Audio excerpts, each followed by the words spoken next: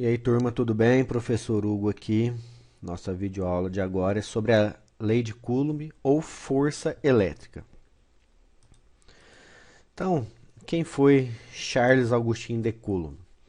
Ele, em 1785, ele conseguiu formular uma equação matemática que vai calcular o valor da força elétrica de interação entre partículas eletrizadas.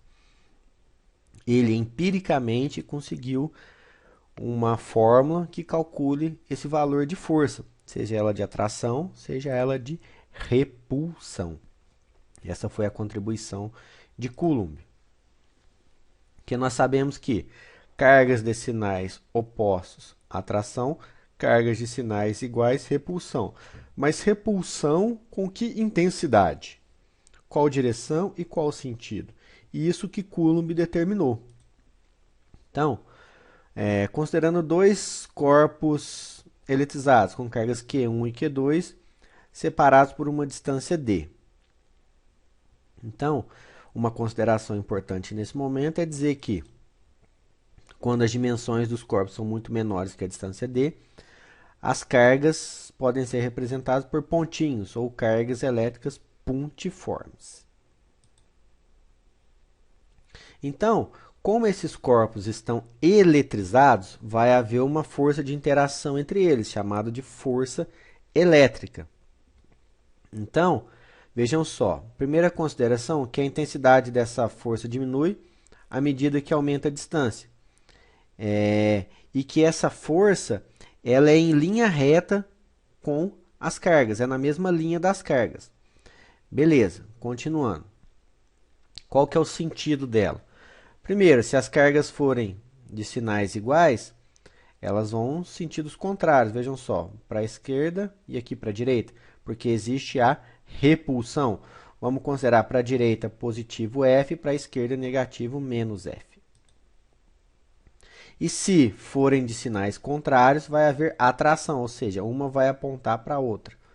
Estão vendo aqui, essa aqui aponta para a direita e essa aqui para a esquerda, de maneira que uma aponta para a outra. Elas têm esse sentido.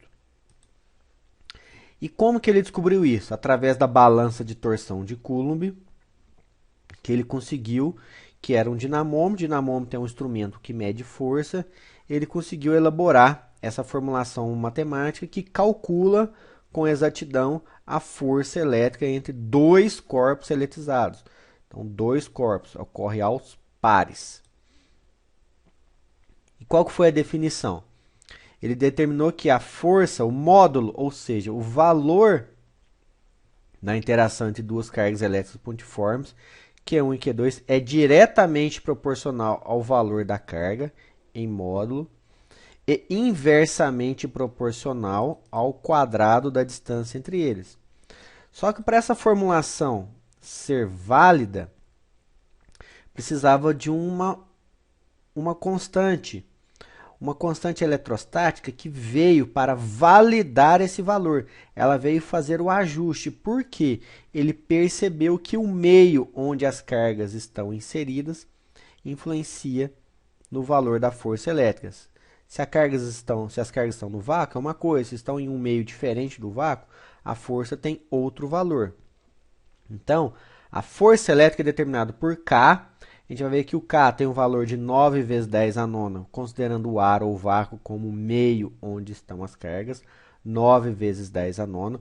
Produto das cargas em coulombs, dividido pela distância entre as cargas em metros ao quadrado. Essa constante eletrostática, normalmente nos exercícios, utilizamos o valor de 9 vezes 10 a nona, porque é o ar ou vácuo onde acontecem as situações. Mas ela pode ser determinada pela seguinte formulação: 1 dividido por 4π vezes epsilon, onde epsilon, é que eu disse, o epsilon, ele condiciona o meio onde as cargas estão inseridas. O epsilon é a permissividade absoluta do meio. A permissividade é o quanto o meio permite a passagem do campo elétrico e, consequentemente, da força elétrica. Então, vejam só, se o epsilon 0, que é o epsilon do vácuo, que é praticamente igual ao do ar, vale 8,85 vezes 10 a menos 12. Se eu efetuar a operação, cai naquele valor do K para o ar ou vácuo, ele vale 9 vezes 10 a nona. Se o exercício não mencionar nada de K, use 9 vezes 10 a nona. Certo? É o que acontece em 99% dos casos. Graficamente, vejam só, o que acontece? Como ela acontece em função do quadrado da distância, se eu tenho uma força S com uma distância D, se eu dobrar a distância, a força divide por 4, porque é ao quadrado. Se eu quadruplicar a distância, a força dividido por 16, porque é 4 ao quadrado. Se eu diminuir a distância pela metade, a força aumenta 4 vezes. Se eu diminuir a distância por 4, a força aumenta 16 vezes. E aqui, alguns exemplos do valor do K em outros meios. No ar seco, 9 vezes 10 a nona, aproximadamente, como eu havia dito, na água, no benzeno, no petróleo e no etanol. Vejam só que todos são menores do que o do ar. Porque no ar, ou vácuo, não tem nada. Então, o campo, a força, flui em sua natureza máxima. Qualquer outro meio vai dificultar a passagem das linhas de campo, ou seja, a força tende a diminuir. Graficamente está aqui, ó. É uma hipérbole cúbica que desce, né, essa hipérbole aqui, que vai descendo, diminuindo nesse sentido, de acordo com a distância. Distância diminuindo, distância aumentando. Vejam só como a força, distância pequena, força alta.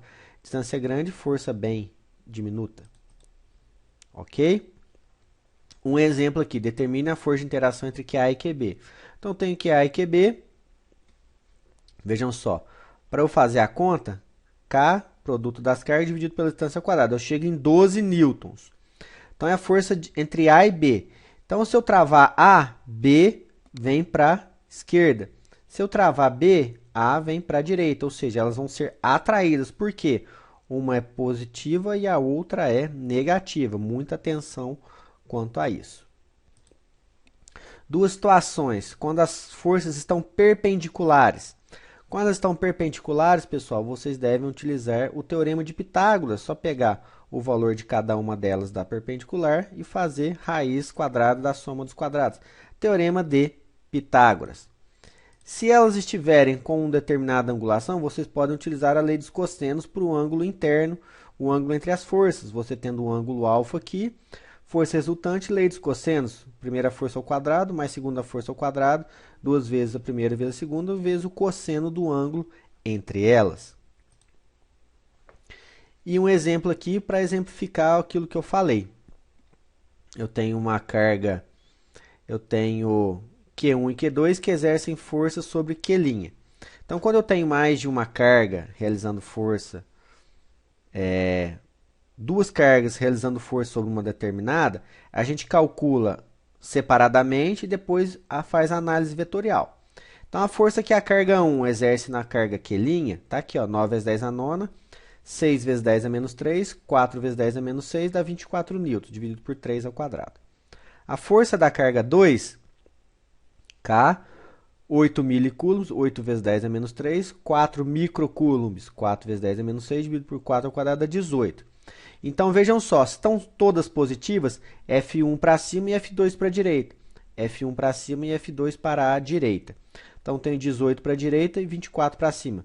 Faço o teorema de Pitágoras aqui. Chego em raiz de 900. Então, a minha resultante é exatamente isso aqui, com o ângulo, com o valor de 30 newtons. Se eu quisesse calcular o ângulo, só fazer tangente desse ângulo aqui é cateto oposto por cateto adjacente. O arco cuja tangente é esse ângulo entre a resultante e aqui embaixo é arco tangente de 24 por 18. Eu conseguiria calcular o ângulo também para ser mais preciso ainda. Tranquilo? Então, de lei de Coulomb é isso. Atenção no produto das cargas, vamos sempre fazer com os valores em módulo e analisar se é atração ou repulsão.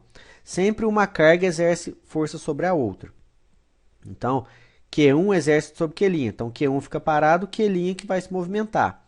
Analisei. Se fosse só as duas, era só isso aqui. Depois, Q2 faz no Q'. Então, analiso separadamente e depois eu faço a minha resultante. Tranquilo, né? Então é isso, muita atenção. Outra coisa, mili, micro, mili vezes 10 a menos 6, micro, mili vezes 10 a menos 3, micro vezes 10 a menos 6. Não pode esquecer de colocar isso aqui. E as distâncias sempre em metros. Tranquilo, né, pessoal? Então, obrigado e até a próxima aula.